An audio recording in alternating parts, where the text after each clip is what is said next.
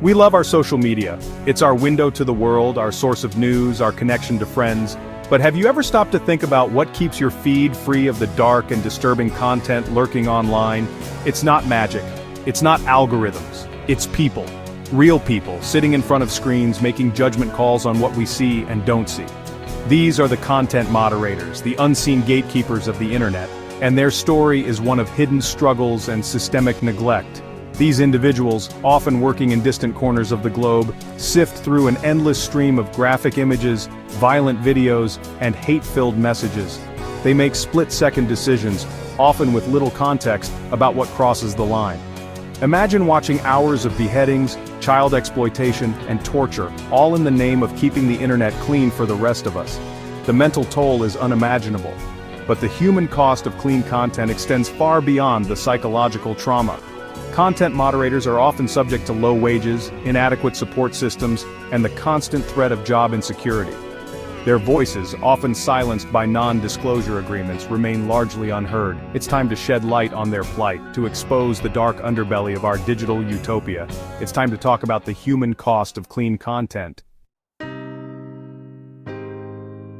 The psychological impact of content moderation is well documented.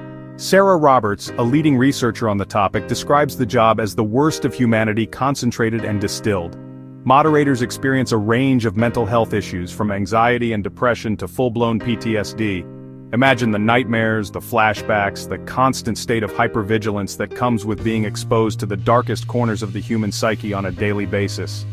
One former moderator for Facebook, speaking on condition of anonymity, described her descent into despair. "I started having panic attacks," she shared. "I couldn't sleep. I was constantly on edge, seeing horrible images in my mind even when I closed my eyes." She eventually left the job, but the scars remain. These experiences are not isolated incidents. A 2023 study by the University of Texas found that content moderators are significantly more likely to suffer from PTSD, depression, and anxiety than the general population. The study also found that many moderators turn to unhealthy coping mechanisms, such as substance abuse, to deal with the trauma. The support offered to content moderators varies wildly depending on their location and employer. In the United States, some tech giants offer on-site counseling and mental health resources. However, even these seemingly robust programs often fall short of addressing the severity of the trauma experienced by moderators. Moreover, many moderators, particularly those employed through third-party contractors in developing countries, are left to fend for themselves. Take the case of Kenya, where Facebook employed thousands of moderators through a local outsourcing firm. A 2023 lawsuit filed against Facebook and the outsourcing firm alleged that moderators were subjected to exploitative working conditions, including inadequate pay, insufficient mental health support, and exposure to highly disturbing content without proper training or debriefing.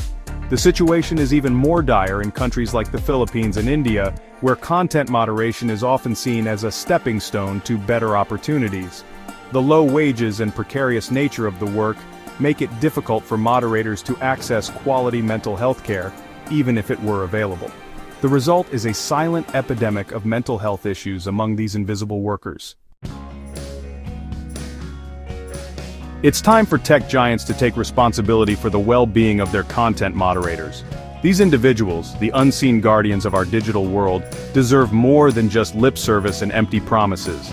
They deserve comprehensive mental health support, fair wages, and safe working conditions. They deserve a voice.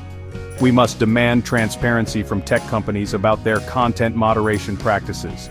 We must push for legislation that protects the rights of these workers, both domestically and internationally. And we must amplify the voices of moderators who have been silenced for too long. The fight for fairness for content moderators is not just about improving the lives of a few thousand workers. It's about upholding our collective humanity in the digital age. It's about recognizing that the cleanliness of our online experiences should not come at the cost of the mental and emotional well-being of others. It's time for big tech to be held accountable. It's time for a change.